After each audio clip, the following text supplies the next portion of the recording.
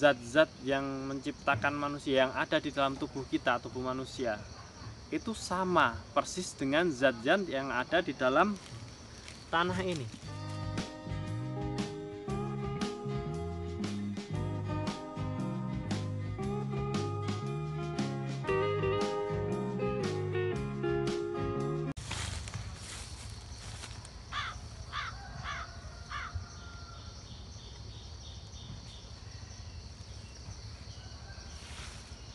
Assalamualaikum saudara-saudaraku. Hari ini kita berkesempatan untuk melihat indahnya ciptaan Allah, di mana bunga-bunga randu sedang bermekaran. Afwan, ini ana cari tempat duduk dulu biar kita enak. Nah, ini kita bisa duduk di sini.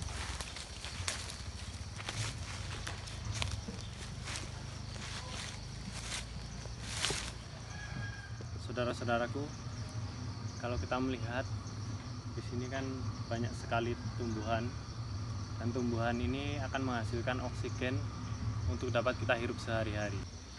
Kemudian saat nutrisi dari tumbuhan-tumbuhan ini terpenuhi, mereka akan menghasilkan bunga. Bunga ini akan menghasilkan nektar dan juga serbuk sari, di mana nektar ini nantinya akan dihisap oleh lebah, dan serbuk sarinya juga akan dibawa oleh lebah untuk menjadi makanan mereka, dan madunya akan menjadi minuman yang kita minum sebagai salah satu sunnah Nabi Shallallahu Alaihi Wasallam. Berbicara tentang madu, madu merupakan salah satu obat yang disunahkan oleh Nabi kita Shallallahu Alaihi Wasallam. Di samping berbekam dan juga panas, karena Nabi pernah bersabda bahwa obat itu ada 3. Yang pertama madu, yang kedua berbekam, kesembuhan itu ada 3. Yang pertama berbekam, yang kedua madu, yang ketiga adalah dengan panas, besi panas yang ditempelkan. Lalu kenapa harus madu? Kalau kita telaah, madu ini berasal dari mana? Madu ini berasal dari tumbuhan yang menghisap saripati tanah, kemudian diolah oleh tumbuhan dengan segala prosesnya menjadi bunga. Bunga dihisap oleh lebah. Lebah menghasilkan madu yang menjadi obat untuk manusia. Lalu apa hubungannya madu dengan kita, dengan manusia? Saudaraku yang dirahmati oleh Allah Subhanahu wa taala, kita tidak boleh lupa bahwa penciptaan manusia itu adalah dari tanah. Allah menciptakan kita manusia dari saripati tanah.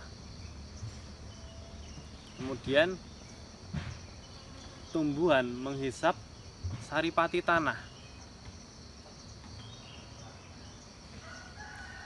Lalu setelah dilakukan penelitian, ternyata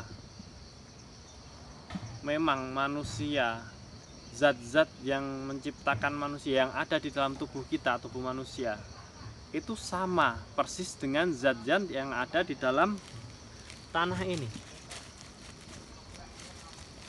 yang ada di dalam saripati tanah ini, sama persis. Ya, mungkin dulu pada zaman Rasulullah Shallallahu Alaihi Wasallam belum ada teknologi yang membahas atau meneliti tentang kandungan tanah ini, yang kemudian dijawab oleh peneliti-peneliti modern yang memiliki alat yang sudah canggih seperti itu.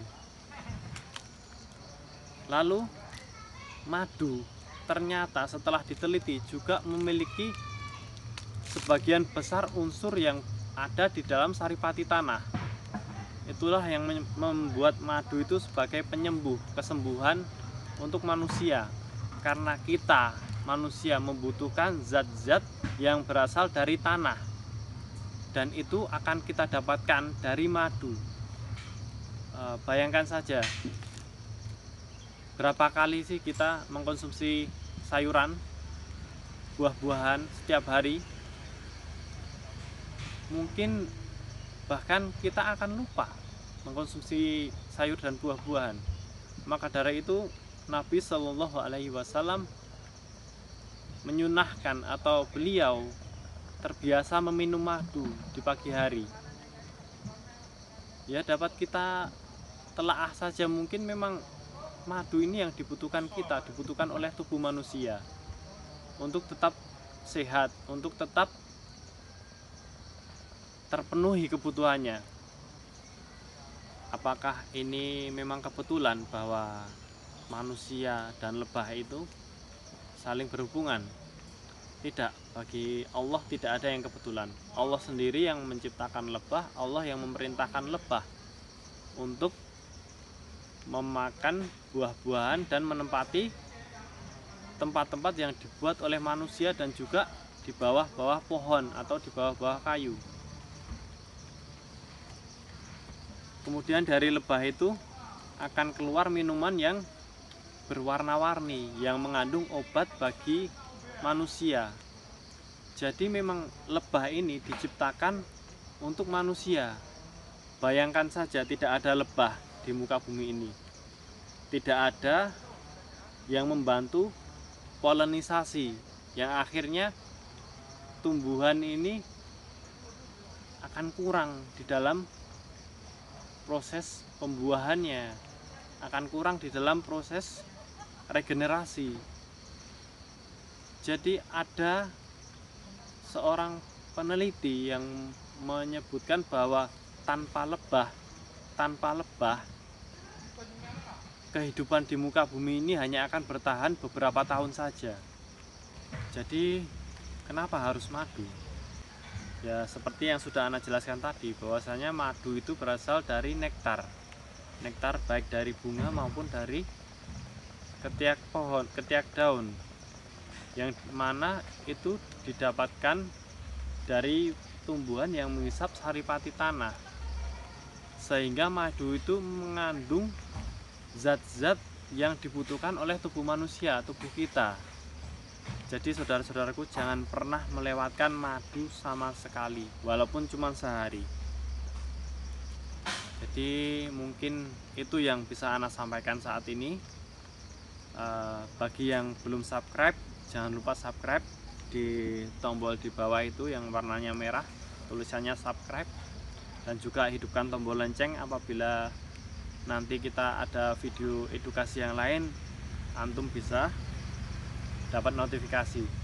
Dan juga Ana berpesan, apabila video ini bermanfaat, maka silahkan antum share sebanyak-banyaknya kepada saudara, kepada teman-teman, supaya mereka juga tahu manfaat daripada madu ini. Kemudian yang tidak kalah penting, bahwasanya antum harus mencari madu yang benar-benar murni, yang sanadnya jelas, sehingga madu itu dapat menjadi obat sebagaimana fitrahnya, sebagaimana yang tertulis di dalam Al-Quranul Karim. Ya, mungkin itu yang bisa Ana sampaikan. Apabila ada salah, itu murni dari saya, Allah dan Rasulnya terlepas dari itu semua. Wassalamualaikum warahmatullahi wabarakatuh.